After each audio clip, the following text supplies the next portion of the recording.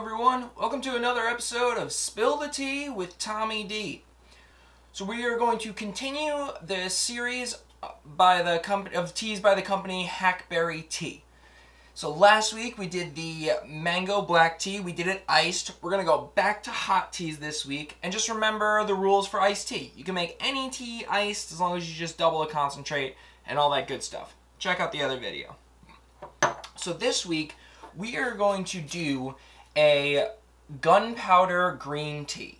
So this is going to be a pure green tea, which means it doesn't have any flavoring in it. It's also not exclusive to Hackberry tea. Other companies, it's pretty much a standard for a tea company to have some sort of gunpowder green tea. Gunpowder green tea is a Chinese green tea. Now if we think about when we did our Seimidori Sencha, there's two types of green teas. There is pan-fired green tea and steamed green tea. And the two methods are done because green tea is not oxidized and they use the heat to stop the oxidation process. So a Sencha, which is typically from Japan, does the steaming. This is going to be a Chinese green tea, and they are going to use a pan-firing method to stop the oxidation process. And the pan firing is pretty interesting. It's just like you would see. It looks like a giant metal like pan, almost like a wok, and they literally just heat the tea leaves in the wok, and then it stops the oxidation, and then they continue on with the other processes.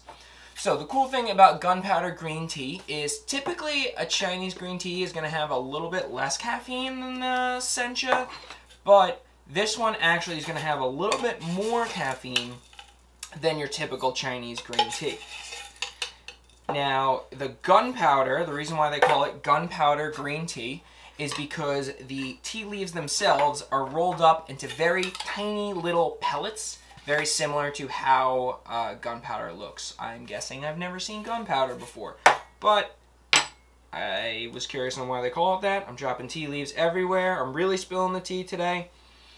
So here we have the gunpowder green tea, and you can see they're just balled up into very little tiny pellets, as if you saw them fall out of the cup here. And the pellets, the purpose of this is actually it keeps the tea fresher longer. The more tightly wound the tea leaves are, the fresher the tea is going to stay. So I also, as I showed last time, I still have my Hackberry brewing card, so I figured it was good to use this, even though I kind of know how to brew a green tea, but it's all good. Alright, so the Chinese green tea, the pan firing is going to give it a little bit different of a flavor, and we'll get to that when we do our tasting part. So for same thing with our Seimidori Sencha or any other green teas, we are going to use 2 ice cubes because green tea is going to steep at about 175 degrees. So, alrighty, we're going to get those ice cubes melting. Our ice cubes are melted, so the water is at about 175 degrees. So we're going to take our tea leaves, we're going to put them right in there, and that's going to steep for 2 minutes. 2 minutes on the timer. Alright, so I was winning a game, and I got really excited. But because I couldn't high-five anyone, I high-fived myself over my head and dislocated my shoulder. Just activated an old injury and pop. And what was even more embarrassing is that wasn't even the arm I was using to play the game. It's pretty much as embarrassing as it gets. And I feel like that it made me embarrassed, and then also just made me feel old. Because there's like, once you start injuring yourself, it's pretty much downhill from there. And it was really surprising that so far in 2020, apparently the most dangerous thing to Tom is Tom. And it got me really thinking that when we eventually start hanging out in person with people, like, I'm gonna need to stretch first. And I feel like we should all kind of be doing the same. Because we're going to be at barbecues. Everyone's going to be standing there on Bambi legs, not knowing what to do. And then on top of that, you could be locked into a conversation with someone, and it's not going to be like our Zoom chats.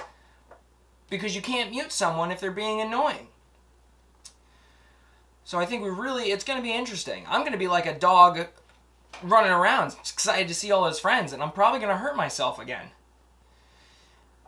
One other thing I want to talk about with the Zoom chats is currently my favorite thing about Zoom chats is that right at the end, when everyone's saying goodbye, I like how everyone just starts waving like it's the end of a TV show, like a kid's TV show. Just like, goodbye everyone, okay, bye, we'll see you next time.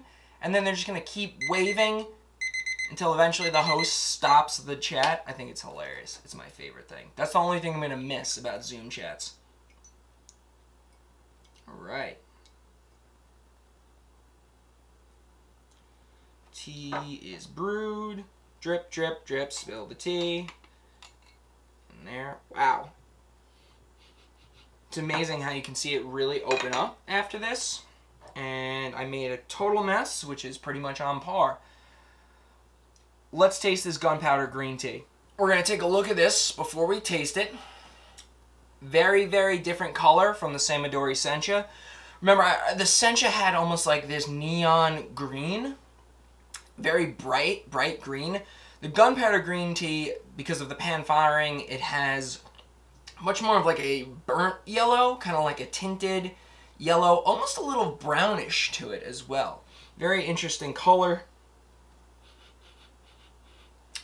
And then smelling it, again, because of the pan firing, it's going to smell and taste way different from a Sencha. Sencha is more vegetal and sweet, and they say that word umami that I don't really understand. But this is going to be much more toasty. Like when you think of pan firing, you can think of, it's going to be hints of, sometimes some of them have hints of chestnut in it.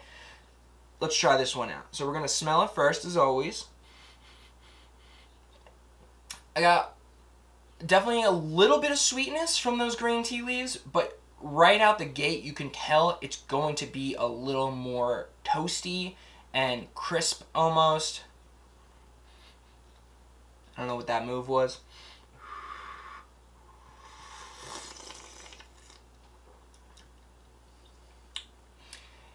It's very, very good. I usually go more towards the steamed green teas.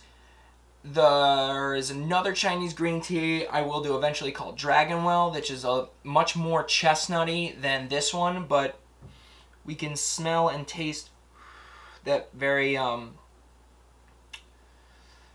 crisp and a little bit of nutty, but mostly like roasty. Think like roasted leaves of some sort.